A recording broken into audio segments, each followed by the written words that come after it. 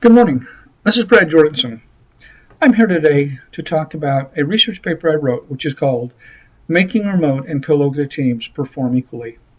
I had fun writing the paper. I hope you have fun listening to the presentation. Let's get started.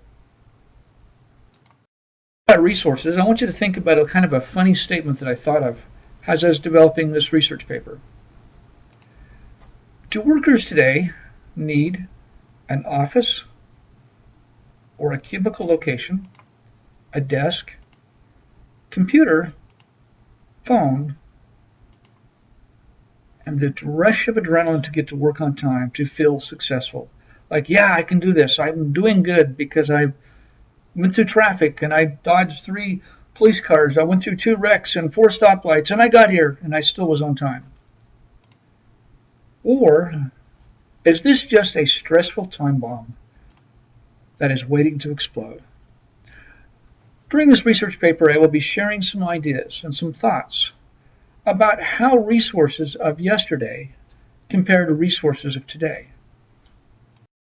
When you look at a team yesterday, and specifically a project team, the project manager worked with the company, they selected a team. This team may be people located in one location or anywhere within the company organization. They established a war room where everyone could congregate. They could hold their meetings. They could run their projects. They could establish what they're going to do. They're going to battle bad ideas against each other, and they're going to think about what they're going to do. They were all centrally located in one location. They cranked out the project. They worked real hard. They got management support, and they went through the various ups and downs of a project. When the project was done, they celebrated. Sometimes it was as simple as a pizza party. Sometimes they took everyone out to dinner for a nice formal event. Sometimes their spouses were also included, or significant others, because truly a project team worked hard to complete the task that it did. Then when it was all done, they were disbanded and they went their separate ways. Now I want you to think about today. Today, a project team is created. But when it's created, oftentimes the resources and teams are remote, not in a central location. They never come into the office, and the manager has to manage them remotely. So what's the difference between the two teams? The biggest difference is visibility. The teams of yesterday could be seen by the managers, could be seen by the executives. They could walk through the war room. They would know that they were there. They would see their challenges and they'd see their issues. But today, they can't do that. They're not co-located. They're not centrally located. Many of the resources, including the project manager, could be located in his home office, or another location of the company. So the challenge is the teams are not the same today. Now we'll think about team management. When you think about team management, there are 2 types of team management. There's the co-located team and the remote or virtual team. Focusing first on the co-located team, what does the manager do? The first thing he needs to do is build rapport with those he manages. How do they do that? Well, the managers, as they walk down the hall, they see a resource, they say hi. As the resource is coming in the morning, they say, how are you doing today? They stop by their cubicle, they stop by the war room, they stop by the various places that they are. It could be the break room, it could be the cafeteria, it could be anywhere in the organization. Since the teams are co-located, the manager can build rapport in many different ways, all of the same ways that's been done for years. Anytime you're on a project, there'll be things that come up. They could be very simple things, could be very difficult things. Could be a change in scope or change in process, or one team thinks you're doing it wrong, or whatever it is. The manager needs to take a diplomatic approach. This diplomatic approach allows the manager to step back. What does the team want to do? What is the issue? And then make the recommendation solutions. Basically, by solving their problems, but letting them come up with the issues and solve them, the manager performs that diplomatic process. This process helps the manager establish credibility. Credibility with his team, that he is the person, or she is the person, the go-to person, to be able to keep the project moving. The manager is there to do a job, and they do it well. Much like taking a diplomatic approach when there is conflicts that rise, the manager needs to be able to solve them quickly to help the team move on. These conflicts could be conflicts within the team. It could be conflicts between the team and a department or the different phases of the project. But the manager needs to be able to engage in the conflict resolution and make everyone understand what the solution is. A good manager needs to be a good communicator. Someone that tells the plan, the vision, the idea, the opportunities that they want to do, and allows them to go forward. The good communicator is very important. Now when you look at remote or virtual teams, the managing process is identical. But how do you do that? They're away. You never see them. You never talk to them. This is where the manager today needs to take a different approach. They need to build rapport with the remote teams, but how do they do that? The manager must use technology.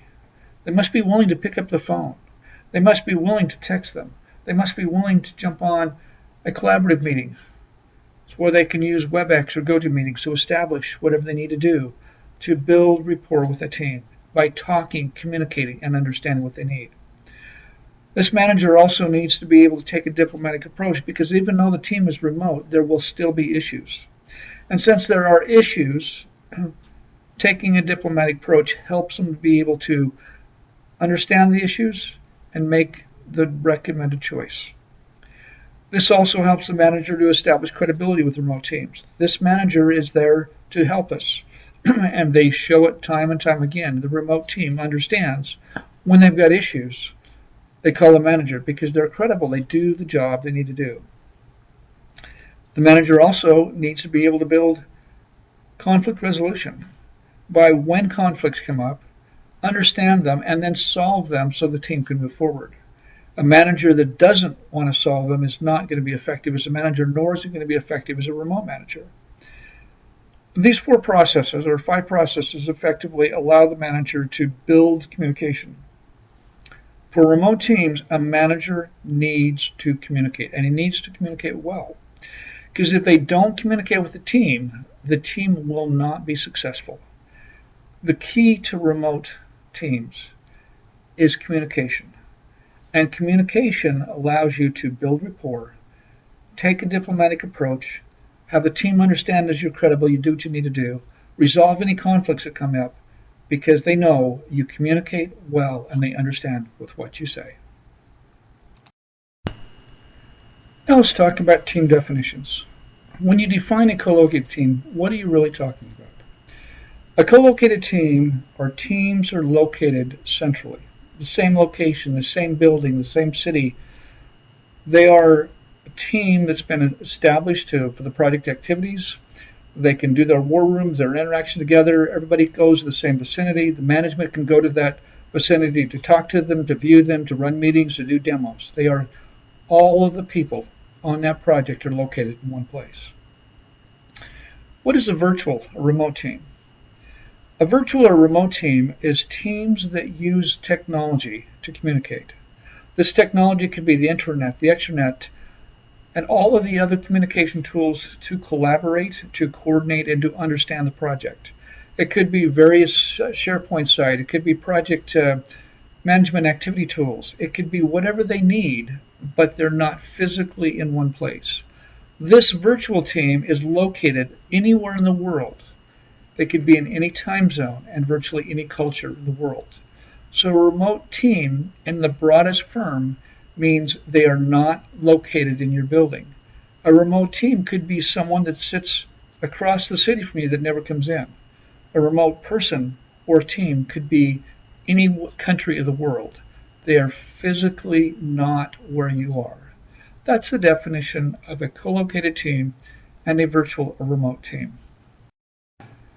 When you work with remote people or remote teams, because they're not centrally located, there's often challenges that come up. One of the largest ones is isolation. Many people that work remote feel isolated from the team. They can't see the manager. They don't know what's going on. They don't have the small talk around the water cooler. How do you work with it? The leader needs to realize that they're separated from the team and figure ways to help them be part of the team.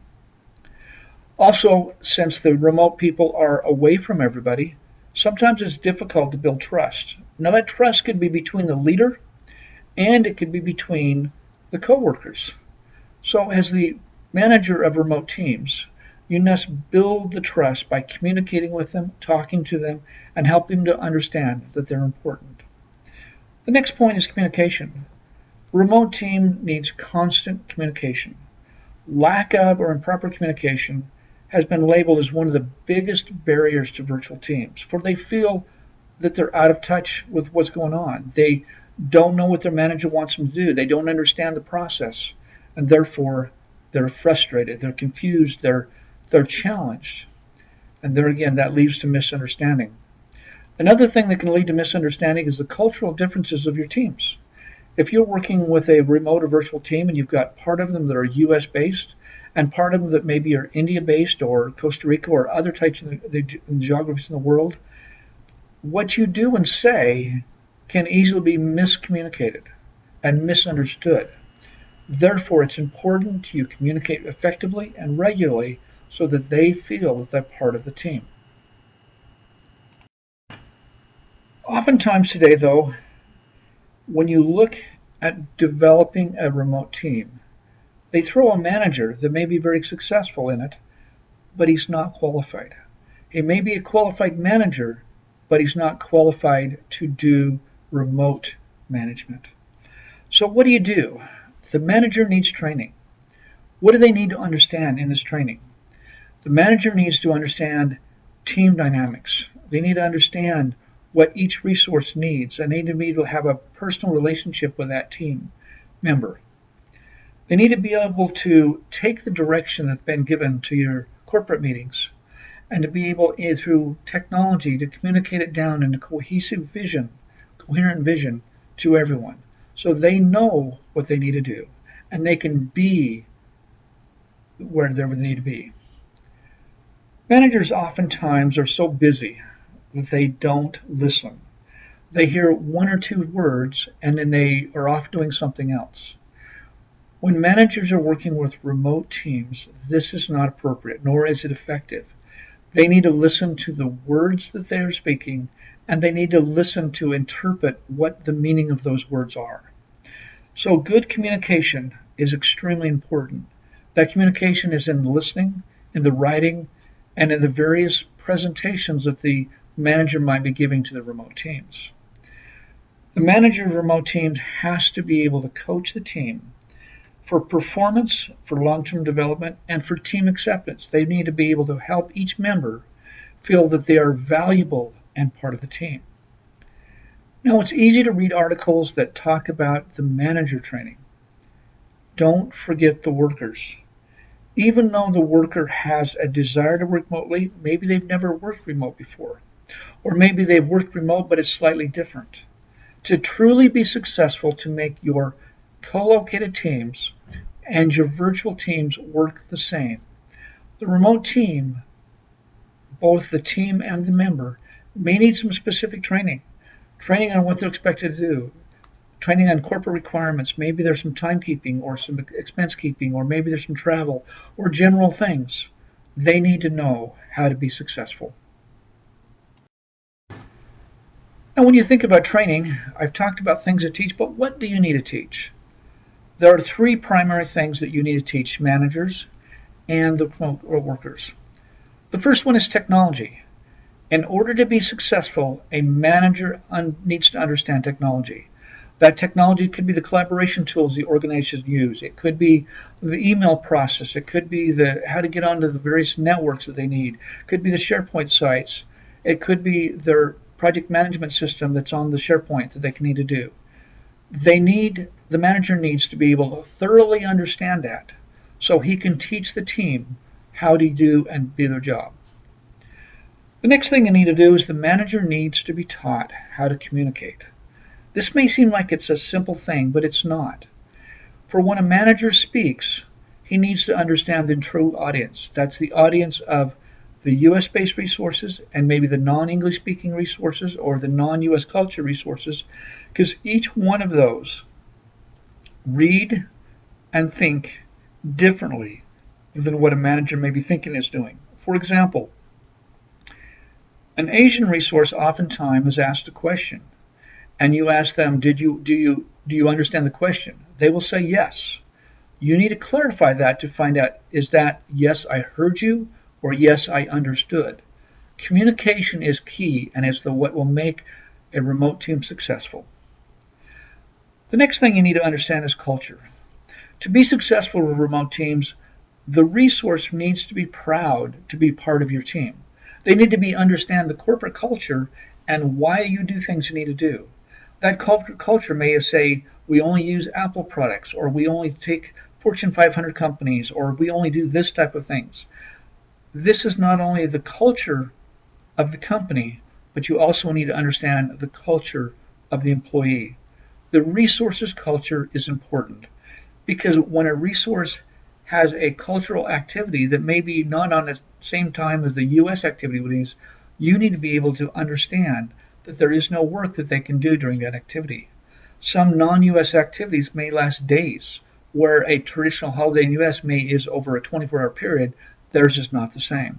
So culture is extremely important. After the manager's got all the training that they need to build a remote team. It's not as simple as finding 5 resumes and liking 3 guys and say they're good. You need to be careful. Remote workers need to have the appropriate qualifications for the tasks they're going to be assigned. If it's project management work, are they a PMP certified? If it is a business analyst work, are they qualified to do the business analyst work?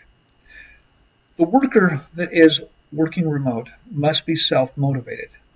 He will not be coming into the office every day, or she will not be coming into the office every day. And so you need to help them to understand their duties and know that they will do those duties with virtually no supervision. You need to make sure that the resources selected have the basic skill set needed to perform the requirements.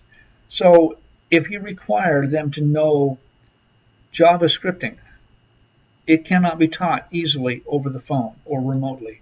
They need to have the basics so that they can be successful with the job.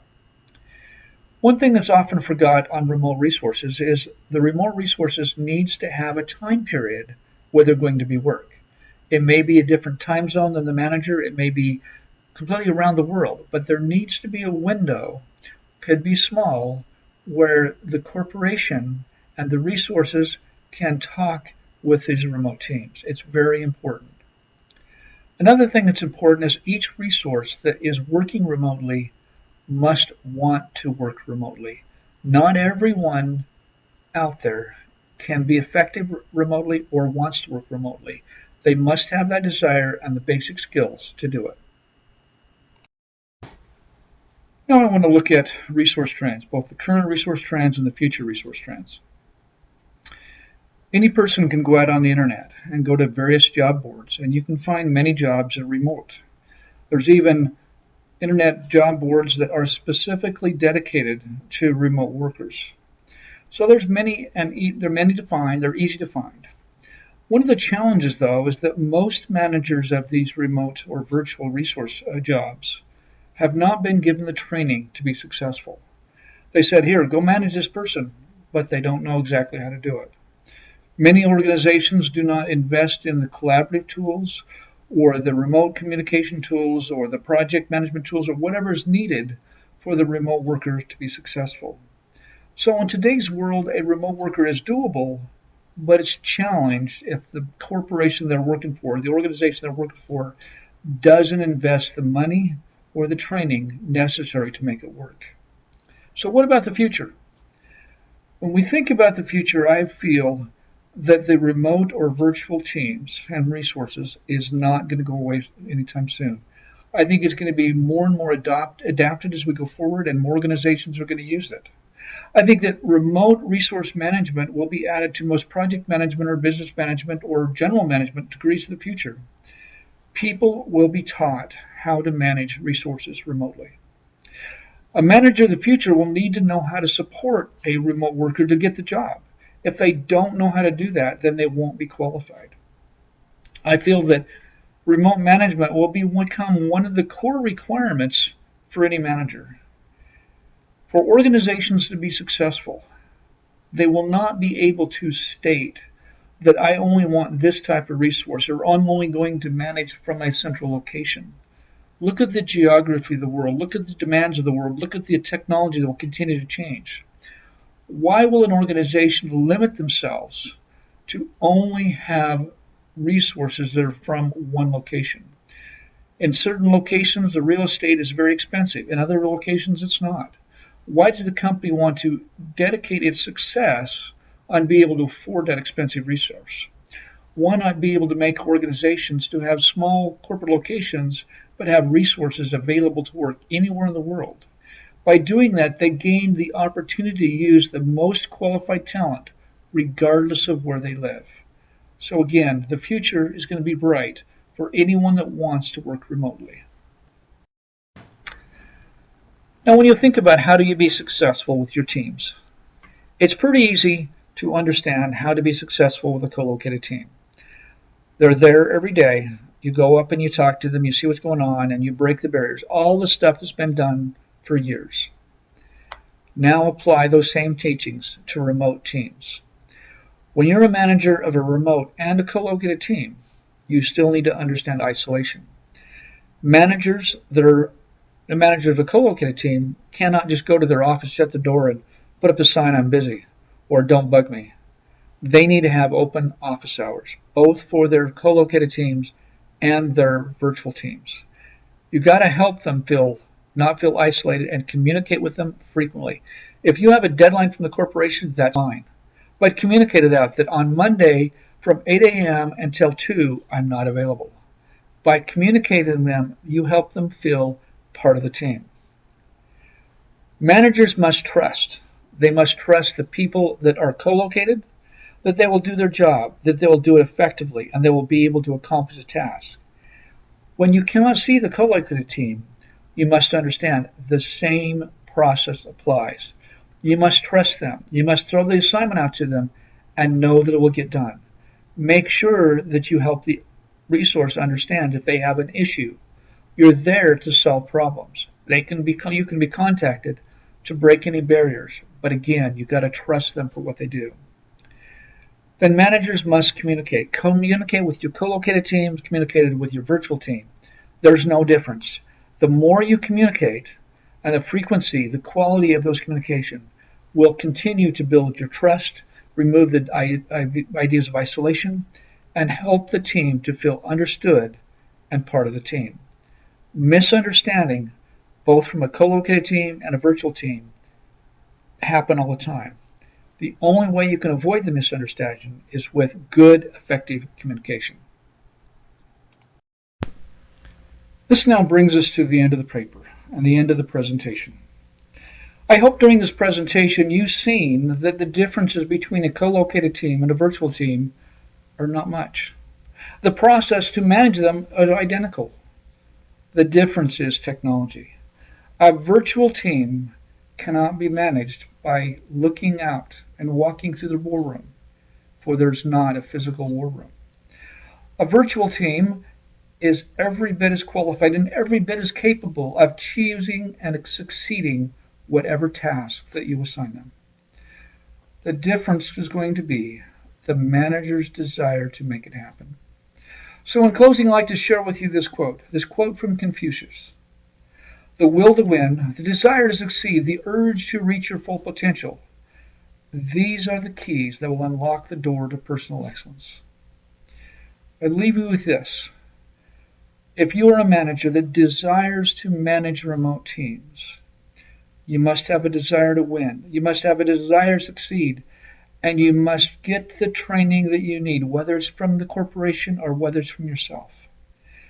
By understanding the differences of how to communicate and how to manage and how to teach and respect a remote team will make them successful. But that same process will make you as a manager of co-located teams or remote teams every bit as qualified. I know you can do it. The people will prove it. The process will prove it. Believe in yourself, and it will be done. Thank you.